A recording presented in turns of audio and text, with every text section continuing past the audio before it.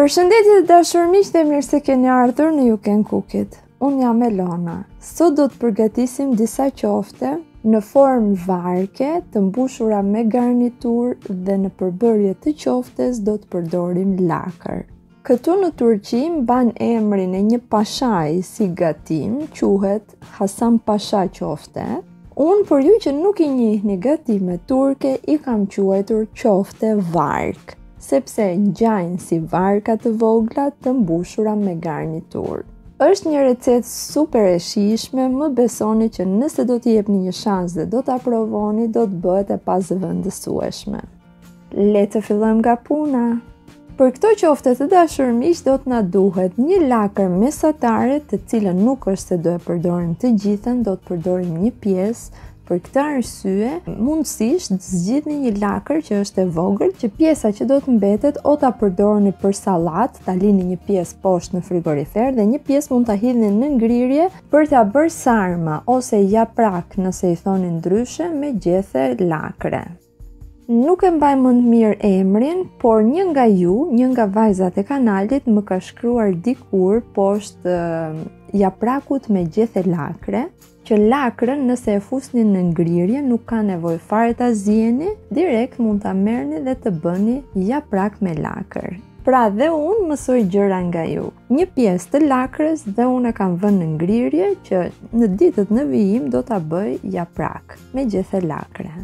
Ju më mësuat se si të shpëtoj nga zierja e gjetheve të lakrës për t'i bërë japrak, unë do t'ju mësoj një teknikë shumë interesante për të bërë japrak me gjethe lakre. Në ditët në vijim do t'u sjell dhe atë. Do t'na nevojitet një qep mesatare, 2-3 thelpinj hudhër dhe gjysmë kile mish të grire. Tani të dashur miq, unë do të përdor një robot rende.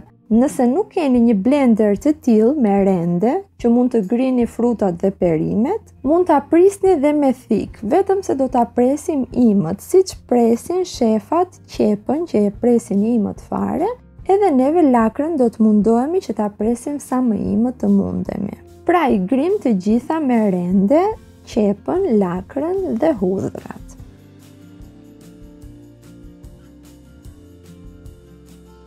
Tani do të shtojmë mishin, erëzat dhe bukën e bluar. Këto lloj qoftesh të dashur miq kanë goxha bereqet, për këtë arsye nëse jeni një familje me 4 veta, mos përdorni kaq shumë mish. 250 gram mish janë më se të mjaftueshme dhe një dorë lakër. Pra një lakër aq sa të shkeni pëllëmbën e dorës. Unë pothuajse i kam dhënë për masat, sikur të keni misafir, do ta shihni dhe në fund që përftohen goxha qofte dhe një qofte është më se e mjaftueshme për një person, sepse mund ta shërbeni me pilaf anash dhe me një pjatë tarator dhe është më se e mjaftueshme të dashur miq. Mua kjo tavë që shikoni më ka mbetur edhe për ditën e nesërme. Unë kam shtuar 2 vezë, 4 lugë gjelle me bukë të bluar, erëza si piperi kuq, ju shtoni aq sa shijet tuaja familjare. Në familjen time gjërat pikante preferohen, për këtë arsye mua piperi i kuq në qofte më pëlqen. Rigon dhe pak piper të zi. Tashmë do t'i përzim të gjitha mirë e mirë. Do t'i ngjeshim me dorë, do t'a punoj mirë që masa të bëhet si një masë kompakte, të bëhet si brumë. Kisha harruar t'i shtoj dhe kripën, në këtë pikë i kam shtuar dhe krip. Që t'i bëjmë të gjitha të barabarta, marrim pjesë sa një limon dhe i vendosim në tepsi, kështu siç i kemi.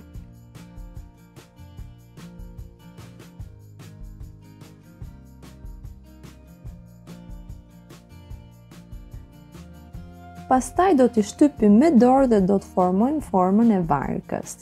Unë vura re të dashur miq që kjo tepsi mori më shumë qofte se ç'duhet dhe për këtë arsye 1-2 qofte i kam hequr, i kam vendosur në ngrirje, sepse duhet që mes qoftesh të ketë pak vend për garniturën, të ketë pak vend për lëng. Nuk duhet që t'i vëmë gjitur fare me njëra tjetrën. I fusim në furrë me 230 gradë për 30 minuta. Dhe gjatë kohës që qoftet janë në furrë dhe po piqen, ne do të përgatisim garniturën. Si fillim shtojmë qepën.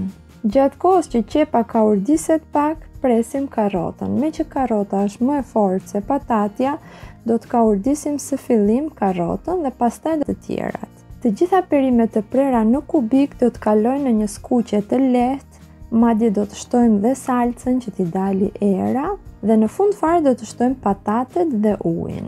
Për garniturën të dashur miq mund të përdorni çfarë do lloj perimesh që ju gjendet. Unë kam përdorur qep, karota, patate, spec dhe bizele. Që të gatuhen shpejt, të gjithë garniturën e kam prerë në copa të vogla, pra në kubiqe sa më të vogla të mundshme. Patatet i shtojmë në fund sepse patatja ngjit në fundin e tiganit, kurse të gjitha perimet e tjera kanë nevojë për një kaurdisje të lehtë, përveç patates. Pasi i shtojmë dhe pataten, i shtojmë pak ujë të nxehtë, e rregullojmë me krip dhe e mbyllim të ziej për një 20 minuta. Kam përgatitur gjithashtu pak lëng për qoftet. E kam përgatitur me një lugë salcë dhe një thelpi hudhër. I shtojmë dhe pak ujë të nxehtë dhe e trazojmë mirë. Mos harroni ta rregulloni dhe me pak fare krip. Ja dhe qoftet e nxjerra nga furra. Anash qofteve është formuar lëng nga pjekja e qofteve, i bashkuar me salcën që ne kemi përgatitur do të marrë një shije shumë të mirë. E mbushim çdo qofte me garnitur. I shpërndajmë një trajtësisht lëngun me salcë që përgatitëm dhe e spërkasim me djath kachkavall përsipër. Mua në tigan më ka mbetur pak garnitur dhe atë e kam hedhur mes qofteve. Ja dhe tepsia e sapo nxjerr nga furra. Të dashur miq, këto lloj qoftesh mund t'i përgatisni dhe me pure përsipër. Varet çdo gjë në dëshirën tuaj, por unë që i kam provuar të dyja, preferoj më mirë këtë me garnitur. Në këtë mënyrë fëmijët konsumojnë më tepër perime. Mund t'i shoqëroni me një pilaf ose thjesht me një tas tarator. Edhe thjesht pa pilaf janë shumë të ngopshme, nuk kanë nevojë për gjë tjetër, por nëse keni ndonjë tavolinë për misafir, mund ta shoqëroni me një pilaf. Kam përgatitur gjithashtu dhe një tarator. Më besoni që dalin super të shijshme, të gjithë pjesëtarët e familjes do të lëpin gishtat. Kjo ishte pra të dashur miq, shpresoj t'ju ketë pëlqyer. Nëse po, mos harroni të jepni një like dhe ta ndani me miqtë tuaj. Era e mirë e kuzhinës dhe harmonia me njëri tjetrin mos qoftë kur mangët në shtëpitë tuaja. Gjithë të mirat dhe mirë dëgjofshim.